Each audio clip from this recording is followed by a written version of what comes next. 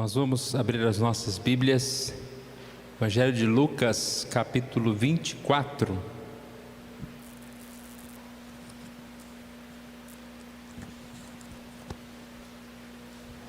A partir do verso 13. É uma passagem longa, nós vamos ler, preste bastante atenção na história aqui contada, e depois nós não vamos explicar o texto demoradamente, mas vamos aplicar apenas uma parte aqui dessa passagem. Lucas 24, a partir do verso 13. Só um retorno aqui abaixo um pouquinho.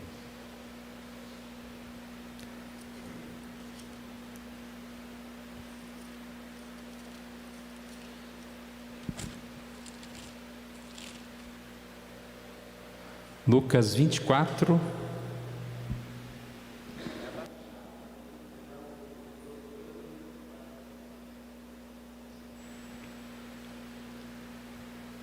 Lucas 24, verso 13.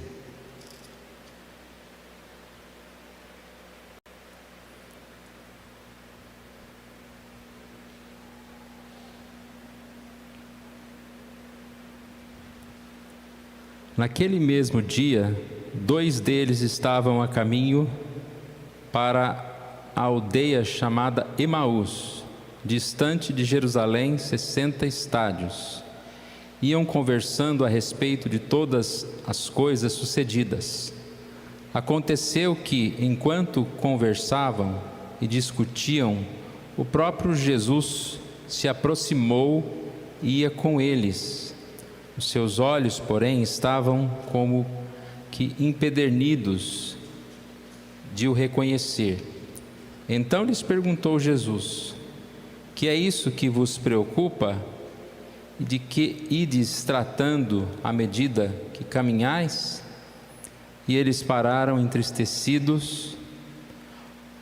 Um, porém, chamado Cleopas, respondeu dizendo: és o único, porventura, que, tendo estado em Jerusalém, ignoras as ocorrências destes últimos dias? E lhes perguntou quais, e explicaram o que aconteceu a Jesus, o Nazareno, que era varão, profeta, poderoso em obras e palavras diante de Deus e de todo o povo. E como os principais sacerdotes e as nossas autoridades o entregaram para ser condenado à morte e o crucificaram. Ora, nós esperávamos que fosse ele quem havia de redimir a Israel. Mas depois de tudo isso, e já este o 3º dia desde que tais coisas sucederam, é verdade também que algumas mulheres das que conosco estavam nos surpreenderam, tendo ido de madrugada ao túmulo, e não achando o corpo de Jesus, voltando, dizendo terem tido uma visão de anjos, os quais afirmaram que ele vive. De fato, alguns dos nossos foram ao sepulcro e verificaram a exatidão do que disseram as mulheres, mas não o viram. Então lhes disse Jesus: ó nécios e tardos de coração, para crer tudo o que os profetas disseram. Porventura não convinha que o Cristo padecesse e entrasse na sua glória? E começando por Moisés, discorrendo por todos os profetas, expunha-lhes o que a seu respeito constava em todas as Escrituras. Quando se aproximavam da aldeia para onde iam, fez ele menção de passar adiante, mas eles o constrangeram, dizendo: fica conosco, porque é tarde e o dia já declina. E entrou para ficar com eles. E aconteceu que, quando estavam à mesa, tomando ele o pão, abençoando e tendo partido, lhes deu. Então se lhes abriram os olhos e o conheceram, mas ele desapareceu da presença deles. E disseram um ao outro: porventura não nos ardia o coração quando ele, pelo caminho, nos falava, quando nos expunha as Escrituras?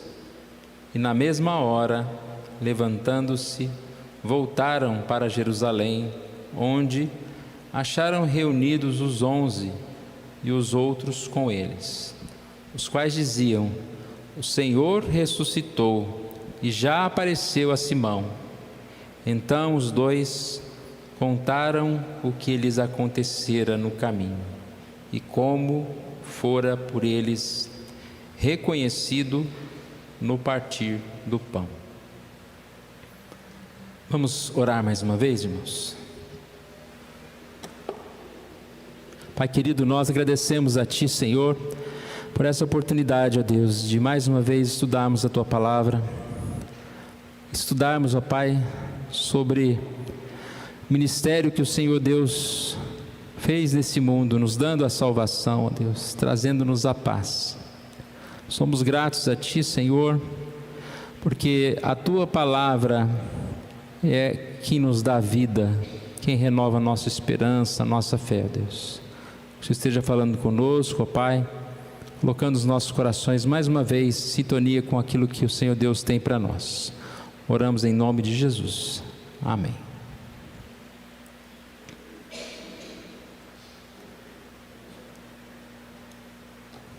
Nós estamos nos aproximando da Páscoa e nós queremos trazer algumas mensagens que falam sobre esse momento tão importante. A Bíblia toda, ela tem uma história imensa, mas essa história tem como centro Jesus, a nossa esperança, a nossa salvação.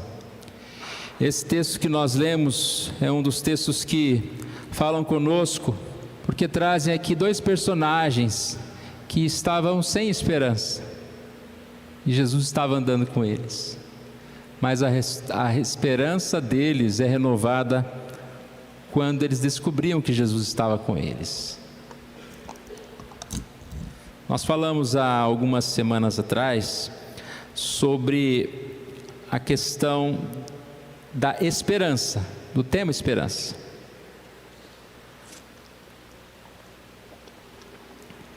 Falamos que nossa vida não é uma busca por felicidade a qualquer preço.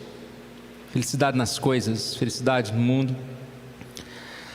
E que a busca pela felicidade desse mundo, pelo contrário, ao invés de trazer felicidade, ela traz frustração, traz tristeza. Sempre digo, que aquele que é mais triste é aquele que tentou alcançar a felicidade e na busca pela felicidade ele perdeu o caminho, porque ele queria só a felicidade, e nós sabemos que não é assim. Mas nós sabemos que não é para entrar em desespero, em pânico, dizendo que não existe felicidade. Pelo contrário, nós podemos nos alegrar, porque nós temos a esperança, e a nossa esperança está em Deus, que é uma esperança viva, verdadeira. Quero reler com os irmãos uma das passagens que nós lemos 2 semanas, quando falávamos sobre esperança. É 1 Pedro capítulo 3, o verso 3 diz: bendito Deus e Pai de nosso Senhor Jesus Cristo, que segundo a sua muita misericórdia, nos regenerou para uma viva esperança, mediante a ressurreição de Jesus Cristo dentre os mortos. São muitas informações nesse texto, ricas informações. Fala que Deus, por sua misericórdia, não que nós merecemos, o que Ele fez? Ele nos regenerou para uma viva esperança.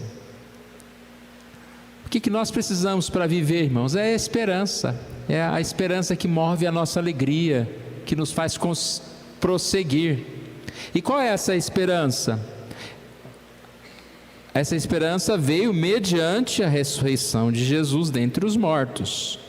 A esperança está em uma herança incorruptível. Mediante a ressurreição de Jesus Cristo dentre os mortos, para uma herança incorruptível, sem mácula. Lembra que nós falamos que o mundo busca uma felicidade, e uma felicidade que é vazia. A nossa felicidade nas coisas, ela é tão rápida, né? Estou feliz que vou almoçar em tal restaurante, mas daqui a pouco acabou o almoço, acabou a felicidade. Não, nós temos que continuar, né? Vamos fazer outras coisas. Ou seja, nada disso vai nos satisfazer. Agora, a felicidade do Senhor aqui diz que é uma herança incorruptível, que não acaba, que não termina, e ela é uma felicidade que está reservada para nós nos céus. Tanto que ele diz: nisto exultais, embora no presente, por breve tempo, se necessário, sejais contristados por várias provações. Ou seja, mesmo passando por dificuldades. Nossa esperança é Jesus. O texto que nós lemos, nós percebemos aqui uma história que conta, então, sobre 2 discípulos de Jesus que tinham perdido a esperança, desanimados com as notícias, sem confiança. Uma semana difícil.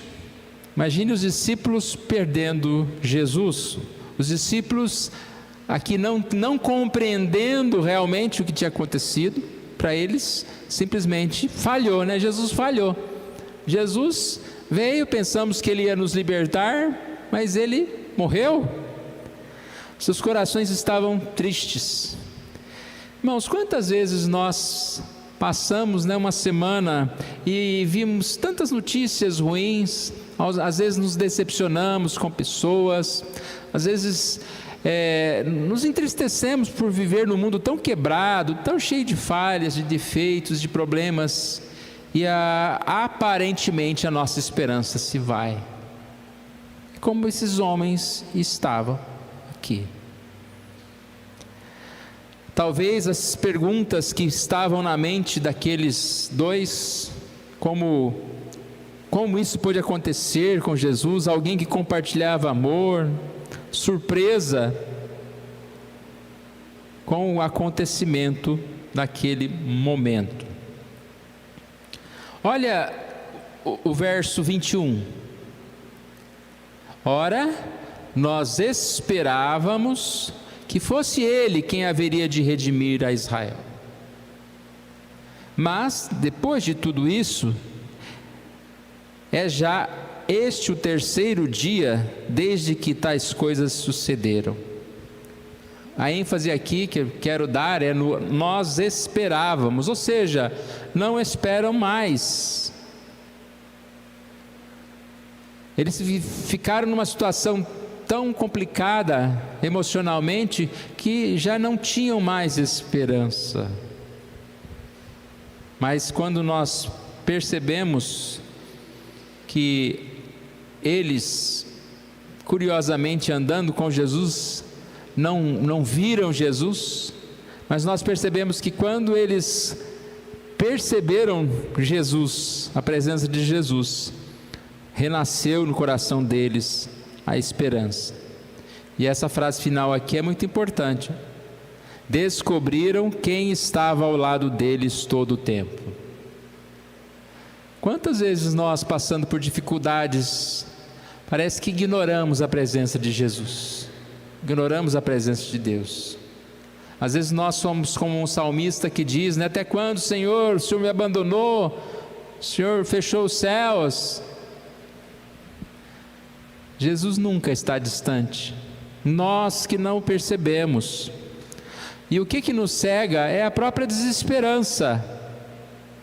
O que nos cega talvez seja essa esperança que nós falamos no início, no lugar errado.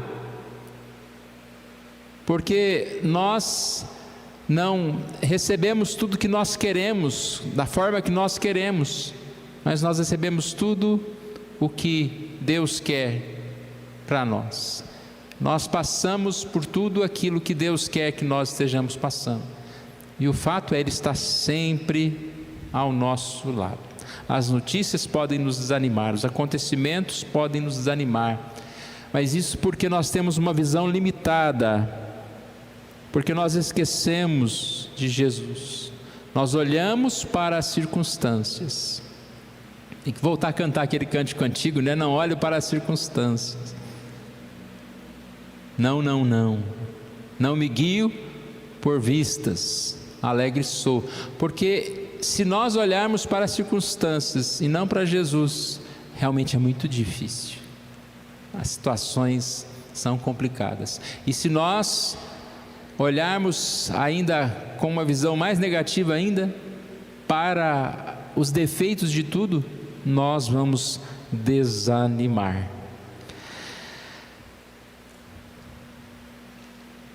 Em Efésios capítulo 1, versos 18 a 21, Paulo faz uma oração muito linda, que eu acredito que a gente poderia lê-la diariamente, e orar por nós e também pelos outros. Aqui Paulo está orando pela igreja, para que aquela igreja tenha os seus olhos do coração iluminados. Iluminados os olhos do vosso coração, para quê? Para saberdes qual é a esperança do seu chamamento. Uma outra versão diz: eu oro também para que os olhos do coração de vocês sejam iluminados, a fim de que vocês conheçam a esperança para a qual Ele os chamou. Parece que nós não conseguimos enxergar, ou o nosso coração não consegue digerir e se alegrar com a grandeza da esperança que é Jesus. A gente sempre fala desse termo esperança na Bíblia. Ele é diferente de um termo esperança usado por nós. Geralmente quando a gente fala eu espero, quase que já tem junto, eu não sei se vai dar ou se não vai dar, né? Eu espero que aconteça. É até uma palavra negativa, né? Eu espero que você mude, eu espero que você faça isso. Eu estou esperando o dia que isso aconteça. Não, a palavra esperança na Bíblia, ela significa certeza. Eu espero porque é uma promessa de Deus para a minha vida. Então eu espero, mesmo porque não tem muito sentido você esperar uma coisa que não vai acontecer, né? Já pensou? Combina de passar aqui de manhã para pegar você e te dar uma carona. Você vem e espera, correto? Mas se eu não venho uma semana, vou combinar na outra. Uma hora você não vem mais. Eu espero porque eu confio. E com Jesus nós podemos confiar. Tem uma passagem que ilustra muito bem essa questão da esperança e certeza, que está em 2 Coríntios 1, 20 a 22. Lá Paulo diz: porque quantas são as promessas de Deus, tantas nele tem o sim. Você conhece as promessas de Deus? E aqui diz: em todas elas tem o sim. O que é essa palavra sim? Ou seja, que elas vão se cumprir nele. Tem nele o sim. É Jesus que prometeu, e então é sim. A sequência que diz: porquanto também por ele é o amém, para a glória de Deus por nosso intermédio. Se tem o sim, a gente fala o quê? Amém. Ou seja, assim eu creio, assim seja. Nós falamos desse termo, né? Acho que foi na semana passada. A palavra amém, ela significa eu concordo, eu confio, é verdade, amém. Se Jesus disse sim, o sim de Jesus é sim, e eu digo amém, para a glória de Deus. Continuando aqui em Efésios, ainda no verso 18, a parte B, diz: qual a riqueza da glória da sua herança? Então começa aqui: iluminados os olhos do vosso coração, para saberdes qual é a esperança do seu chamamento, qual a riqueza da glória da sua herança nos santos. A oração de Paulo é que a gente tenha o coração, olhos no coração, para enxergar o quanto a gente é rico, o quanto a nossa herança é grande. Tem gente que é rica e não sabe, né? Às vezes isso acontece com a gente. A gente sempre está reclamando que, está difícil, uma pobreza aqui em casa, né? Mas tem tanta coisa, está sempre abençoado por Deus em tantas situações. Mas não estou falando financeiramente, porque realmente está difícil ser rico nesse mundo de hoje. Nós somos muito ricos no que se refere à nossa vida, tanto agora, pela sabedoria, pela presença de Deus que nós temos, e muito mais a riqueza da glória futura, que é aqui proposta para nós, a riqueza da glória da sua herança. Verso 4, a herança que nós falamos é incorruptível. Você já pensou você comprar, você ganhar uma coisa que não estraga nunca? Tudo que você compra tem uma data de validade. E às vezes você investe um dinheiro alto em alguma coisa que daqui a alguns anos vai para o lixo, ou daqui a alguns meses já perdeu quase metade, digamos assim, do valor. Mas a nossa herança é uma grandeza, uma riqueza, além de grande, ela é eterna, constante. Verso 19. Qual é a riqueza da sua glória nos santos? E depois, qual a suprema grandeza do seu poder para com os que cremos, segundo a eficácia da força do seu poder? Aqui é interessante, eu já vou ler o 20 e o 21, porque ele está falando de poder e ele diz a que poder ele está se referindo, que é o poder da ressurreição. Olha o verso 20: o qual exerceu ele em Cristo, ressuscitando dentre os mortos e fazendo-o assentar à sua direita nos lugares celestiais, acima de todo principado e potestade, poder e domínio, e de todo nome que se possa referir, não só no presente século, mas também no vindouro. Essa riqueza e também o poder de Deus. Paulo ora para que o nosso coração perceba o poder de Deus. Qual o poder? O poder de Deus que foi capaz de ressuscitar Jesus. Poderíamos falar aqui diversas coisas a respeito do poder de Deus, desde a criação. O homem hoje tenta criar tantas coisas e a gente percebe que ele não tem capacidade nem para criar um inseto que seja pequeno. Deus criou todas as coisas, mas aqui está falando a respeito de Jesus, tanto dele vir a esse mundo, né? Foi um milagre, foi algo sobrenatural, o nascimento de Jesus, mas a ressurreição é algo que só Deus mesmo, só o poder de Deus mesmo. Tanto que diz aqui que o poder de Deus é maior do que qualquer outro, acima de todo principado e potestade, ou seja, pode ser o maior príncipe, o maior chefe, presidente desse mundo, pode ser o maior anjo caído, potestade qualquer, Deus é maior, não só nesse século, mas também no vindouro. Esse é o poder de Deus.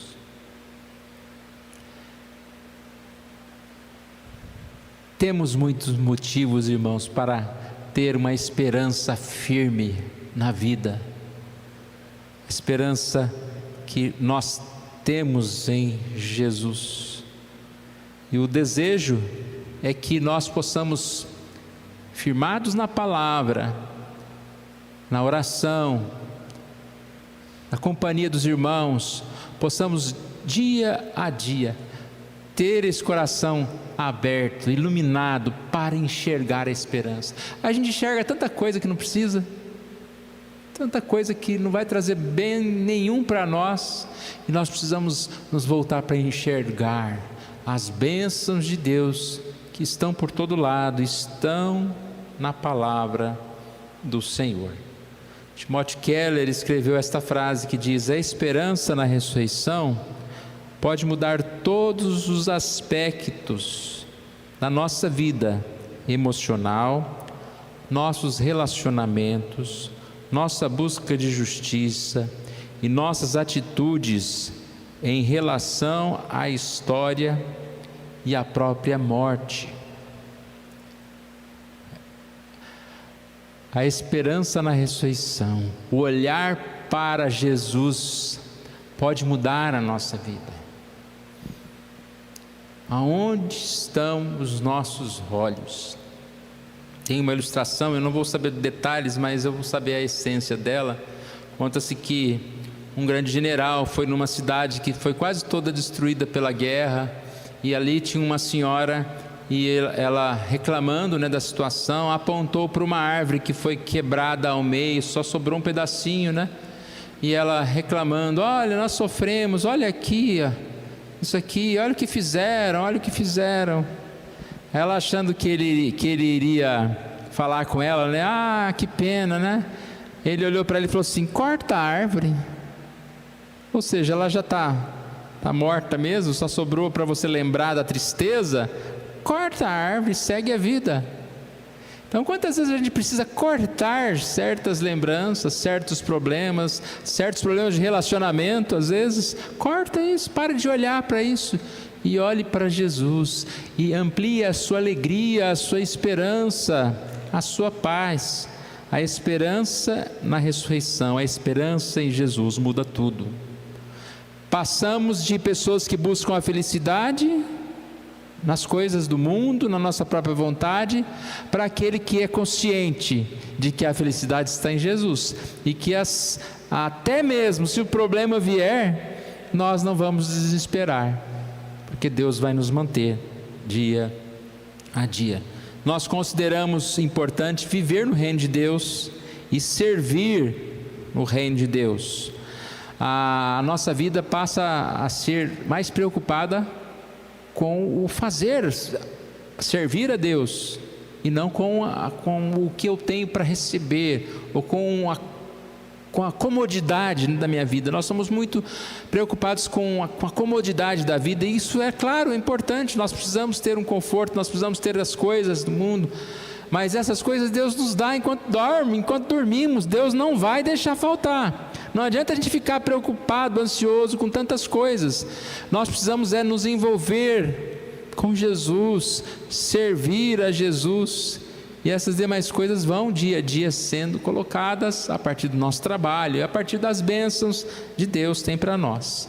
Então nós queremos concluir, irmãos, dizendo que a ressurreição traz esse impacto para nós, tanto esperança, que significa paz, mas também o impacto de nos levar ao serviço, porque nós não vamos ficar de braço cruzado enquanto esperamos.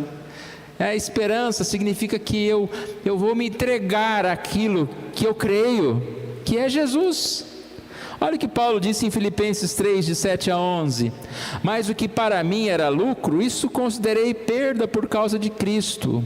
Sim, deveras considero tudo como perda por causa da sublimidade do conhecimento de Cristo.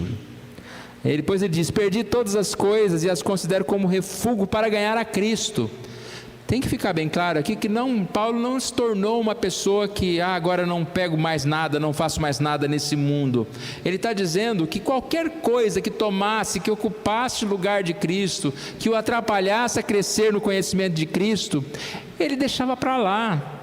Hoje a gente tem uma agenda tão cheia, com tantas coisas vazias, e às vezes a gente precisa deixar um pouquinho de coisas para lá, para ter mais tempo para orar, para ler a Bíblia, para servir a Deus, para ir à igreja, para ser abençoados. Então nós precisamos talvez deixar, e isso para mim, o que era lucro, ele fala: isso aqui agora é perda, porque está me atrapalhando a servir a Cristo. O que antes era lucro é perda agora. Já pensou se você sempre arruma uma desculpa, por exemplo, para não vir à igreja, né? Ah, não, nesse domingo é o dia do circo, eu vou lá no circo, né? Ah, não, domingo que vem eu vou passar a tarde inteira lá não sei aonde. Repare que o problema não é um dia você faltar, mesmo porque eu acho que não deve faltar nenhum dia, mas tudo bem. O problema é que esse um dia vira outro final de semana, que depois vira um mês. Quando você percebe, você foi abandonando as coisas de Deus. E você está com a sua agenda cheia de outras coisas, que vai te fazer falta no desenvolver da sua fé, no crescimento espiritual e na própria paz, que só tem quem está em Jesus, quem está junto de Jesus. E ele fala, Paulo aqui, ele fala nesse texto mais abaixo, no verso 10, para conhecer e o poder da sua ressurreição e a comunhão dos seus sofrimentos, conformando-me com ele na sua morte. Ele fala que esse envolver-se com Jesus era para que ele pudesse conhecer mais e mais o poder de Jesus, servir a Jesus. Olha o que diz Colossenses 3:1: portanto, se fostes ressuscitados juntamente com Cristo, buscai as coisas lá do alto, onde Cristo vive, assentado à direita de Deus. Nós cremos em Jesus e nós, digamos aqui, fomos ressuscitados. Essa palavra aqui, ela tem vários sentidos. Nós vamos falar outras oportunidades, né, sobre isso, mas a ressurreição aqui, ela tem esse aspecto de nos dar uma nova vida, já desde já. Então, se você foi ressuscitado, busque as coisas lá do alto. Volta aquele princípio da agenda. Como está a nossa agenda? Como está dividido o nosso tempo? Como nós estamos vivendo? Nós devemos servir a Cristo, andar com Cristo, entregar nossa vida, ter um compromisso com Jesus. Dia 31 nós teremos nosso culto, 6 horas da manhã, também 19h30, falando sobre esse tema, a Páscoa, a ressurreição, a Páscoa, a salvação, e que nós possamos então estar aproveitando esse tempo, lendo a palavra, revendo alguns textos, servindo ao Senhor. Vamos ficar em pé, vamos orar, pedindo para que Deus assim nos ajude, para que Deus nos fortaleça, Deus nos abençoe. Peço para os irmãos da equipe de louvor que podem vir à frente, depois nós vamos cantar mais um cântico, louvando ao Senhor. Coloque diante do Senhor a sua vida. Quantos de nós estamos vivendo, irmãos, como esses discípulos de caminho de Emaús, só olhando para os problemas, para aquilo que não deu certo, e esquecemos, Jesus está aqui tão pertinho de nós. Vamos olhar para Jesus. Pai querido, nós agradecemos a Ti pela oportunidade que o Senhor nos dá, pelo privilégio, ó Deus, de termos a Tua palavra, fonte de vida, fonte de salvação, fonte de esperança, fonte de alegria, fonte de paz, ó Deus. Obrigado, Senhor Deus, pela Tua palavra, e que o Senhor fale conosco, ó Pai. Não nos deixes viver como um mundo que não tem esperança, ó Pai. Ó Deus querido, nós não somos como o mundo, nós temos essa semente do Senhor no nosso coração, nós temos o Teu Espírito, que nós não estejamos apagando o Teu Espírito, mas que possamos estar sendo iluminados pelo Teu Espírito, que assim, ó Pai, o nosso coração possa enxergar, ó Deus, o quanto nós temos a esperança no Senhor, a alegria no Senhor, ó Pai. Que o Senhor abençoe cada um aqui, ó Deus. Eu não conheço o coração de cada um, não conheço, ó Pai, a vida de ninguém aqui, ó Deus, como o Senhor conhece. E que o Senhor Deus esteja tocando nas nossas vidas, para que possamos ser mais e mais servos do Senhor, estejamos envolvidos na Tua obra, no Teu ministério, ó Deus. Ó Pai, santifica as nossas vidas, a nossa agenda. Fale conosco, ó Pai, nos abençoe, ó Pai, trazendo-nos a paz, também juntamente esse desejo de Te servir mais e mais. Assim nós oramos em nome de Jesus. Amém.